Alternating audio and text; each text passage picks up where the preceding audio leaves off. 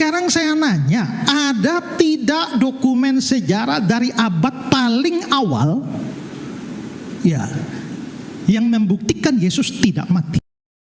Shalom teman-teman semua, dimanapun kita berada saat ini, kiranya kita semua tetap berada dalam keadaan sehat, dan apapun yang merupakan aktivitas kita sepanjang hari ini, kiranya Tuhan Yesus memberkati. Dan kembali berjumpa lagi di channel kita ini, yaitu Zemayan Yacin. Terima kasih buat teman-teman semua dan juga para sahabat yang sudah mendukung perkembangan channel ini dengan setia, dan kiranya kita tetap menggunakannya untuk menjadi berkat bagi semua orang.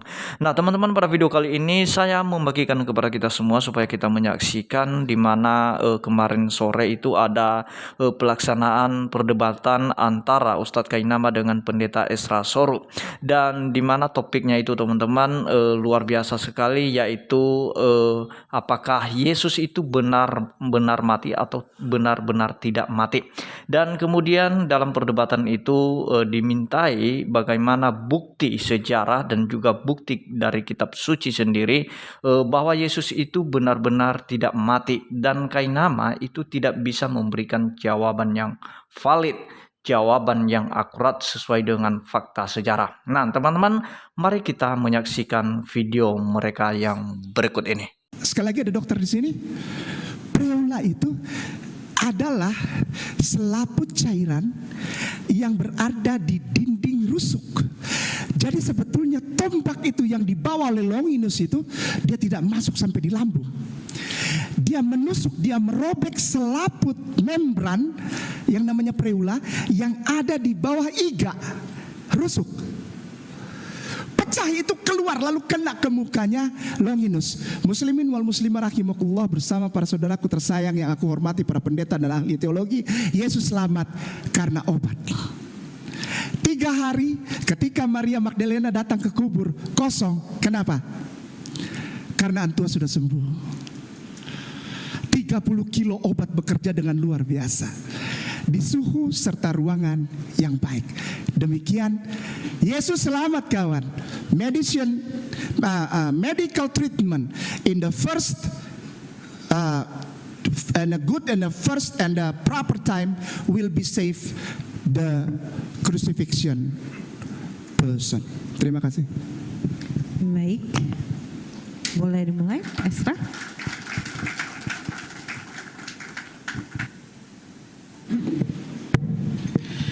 Ya, ini untuk klarifikasi aja ya. Jadi kesimpulannya Pak Kainama itu adalah Yesus itu disalib ya, tapi tidak mati, begitu ya? Hanya luka-luka saja ya, gitu ya. Baik. Oke.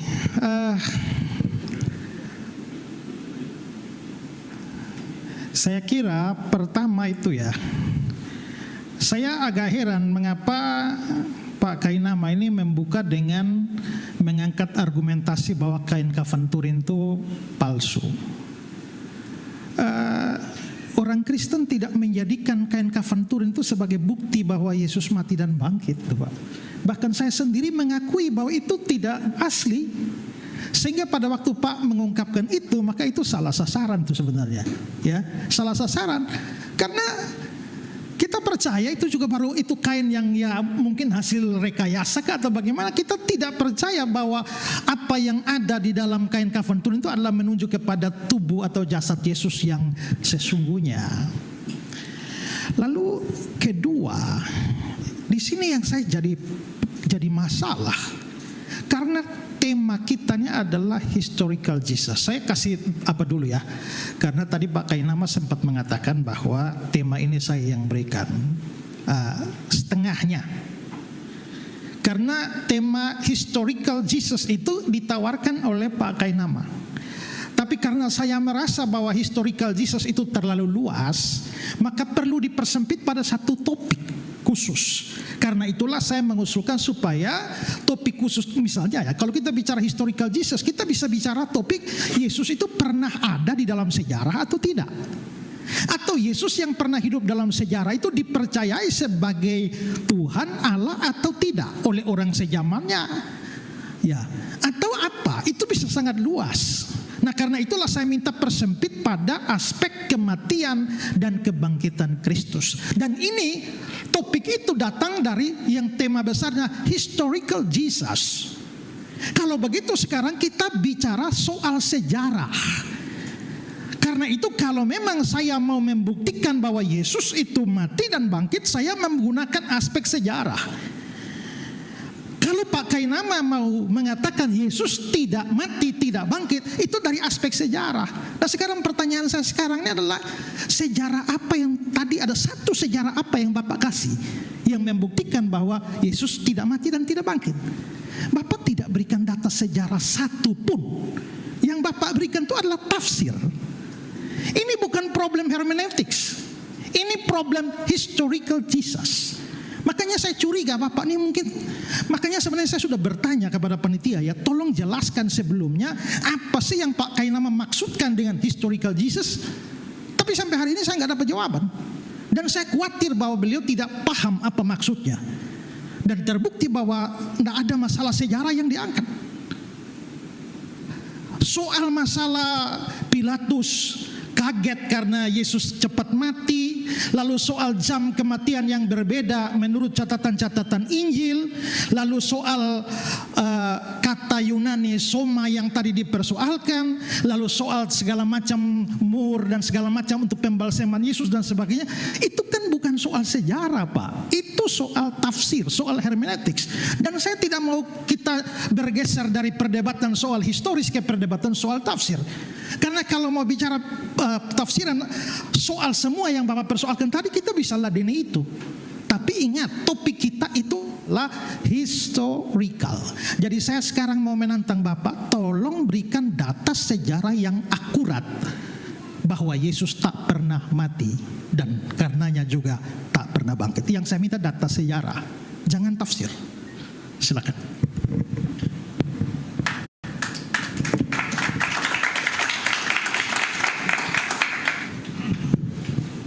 Akta Pilati yang tertulis di dalam The Gospel of Nicodemus ternyata palsu, sehingga nama serta keberadaan individu yang tertua yang tersangkut paut paling dekat dengan Yesus tidak bisa dibenarkan untuk menjadi dasar sejarah. Begini Pak Pendeta, yang saya tampilkan tadi itu kalau bukan sejarah apa? Gitu kan? Kan selain daripada firman Tuhan, saudara-saudara tersayang Kristen Katolik bilang juga Bible itu kitab sejarah. Tapi nggak apa-apa. Diminta satu saja bukti. Ya udah saya kasihnya satu, gitu. Akta Pilati palsu. Demikian Pak Pendeta. Kalau kita menyinggung Alkitab, memang Alkitab itu juga buku sejarah. Tapi yang Pak angkat tadi itu bukan aspek sejarahnya. Pak angkat aspek tafsirnya, hermeneuticsnya. Makanya itu semakin menguatkan saya bahwa Bapak tidak mengerti apa yang Bapak maksudkan dengan historical. Lalu yang tadi Bapak omong terakhir itu apa? Ya. Yang Bapak bilang itu palsu itu apa? Yang kalimat terakhir tadi? Akta Pilati. Bapak bisa jelaskan buat kita? Mengapa itu menjadi bukti bahwa Yesus tidak mati dan tidak bangkit? Bapak tahu Akta Pilati. Nah, saya butuh Bapak penjelasan supaya semua tahu. Akta Pilati adalah kisah yang ditulis surat oleh Pilatus kepada salah satu penguasa Tiberius, dan ternyata itu ada di dalam Gospel Nicodemus yang dianggap sebagai gospel gnostik oleh saudara Kristen, dan setelah diselidiki juga ternyata itu adalah medieval ages writings. Jadi itu adalah karya tulis dari abad pertengahan. Demikian. Oke, baik. Kalau Bapak menyinggung gospel dari Gnostik, apakah Bapak tahu bahwa justru kami orang Kristen juga menolak Injil-Injil Gnostik itu?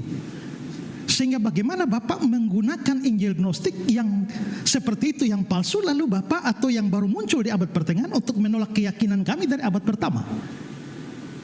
Itu sama seperti kain kafan Turin tadi. Bapak angkat kain kafan Turin, Bapak bantah, padahal kami juga nggak percaya itu. Bapak angkat Gnostik lagi, kami juga nggak percaya itu. Ya. Nah itu yang saya bilang. bilang Pak, kalau Bapak ambil Injil dari agnostik itu yang abad pertengahan atau setelah zamannya ini, sekarang saya nanya, ada tidak dokumen sejarah dari abad paling awal ya yang membuktikan Yesus tidak mati?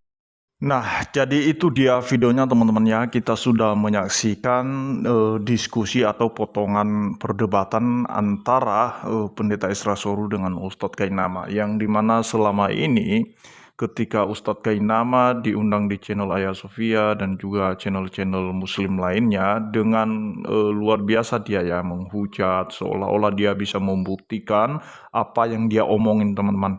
Namun ternyata ketika dia bertemu dengan Pendeta Esra Soru, namun apa yang dia tuduhkan selama ini, yang dia fitnahkan selama ini kepada orang Kristen, itu ternyata omong kosong dan itu tidak benar sama sekali. Nah teman-teman, beginilah akhirnya kalau sudah berdebat dengan orang yang berpengetahuan ya, yang berilmu, daripada orang yang memang tidak pernah sekolah, apalagi kemarin mengaku-ngaku sudah sekolah di Israel, di Jakarta, di Belanda. Nah, ternyata omong kosong semua teman-teman. Dan memang begini kualitas ketika berdebat di panggung teman-teman ya. Ketika diskusi ya kualitasnya tidak bisa membuktikan apa yang dia omongin, apa yang dia bicarakan, apa yang dia sampaikan. Karena tidak ada bukti fakta sejarah yang mengatakan Yesus Kristus tidak mati. Justru sebaliknya, itu sejarah, ada faktanya, ada dalilnya dalam kitab suci, dan ada yang menyaksikan bahwa Yesus benar-benar disalib dan benar-benar mati, bahkan benar-benar bangkit dari antara orang mati. Dan itu disaksikan oleh para murid, bahkan ketika dia naik ke surga itu disaksikan oleh ratusan orang teman-teman ya. Dan itu luar biasa teman-teman, memang apa yang tertulis dalam kitab suci itu sudah luar biasa menjelaskan kepada kita semua. Kalau Ustadz Kainama dia hanya modal tafsir. Nah, lain topik lain yang dibahas seperti ada di beberapa potongan video saya lihat itu Ustadz Kainama justru membahas jam berapa Yesus mati, sedangkan topik atau judul perdebatan mereka bukanlah tentang jam berapa Yesus mati, tetapi apakah Yesus benar-benar mati atau tidak. Itu sebenarnya topik mereka. Nah teman-teman, tapi karena Ustadz Kainama panik dan tidak bisa membuktikan sejarahnya bahwa Yesus tidak mati, ya akhirnya dia mengambil dalil-dalil atau data-data dari kitab-kitab yang sudah dianggap sebagai kitab apokrifa, yang memang tulisannya itu di abad pertengahan. Itulah sebabnya di akhir tadi Pendeta Esra Soru meminta mana dalil, mana data sejarahmu yang muncul pada abad pertama, abad mula-mula. Nah, ternyata Ustadz Kainama tidak bisa membuktikan itu. Nah, itu saja yang perlu saya sampaikan, bahwa memang kualitas Ustadz Kainama selama ini yang dia keluar-keluar di channel Ayah Sofia dan channel-channel para polemikus lainnya, itu omong kosong belaka teman-teman ya. Nah, jadi kita bisa menilai siapa yang berpengetahuan dan siapa yang tidak berpengetahuan, siapa yang mengarang cerita dan siapa yang benar-benar memberikan fakta sejarah. Dan itu saja yang perlu saya sampaikan kepada kita semua. Kiranya Tuhan Yesus memberkati kita semua. Shalom.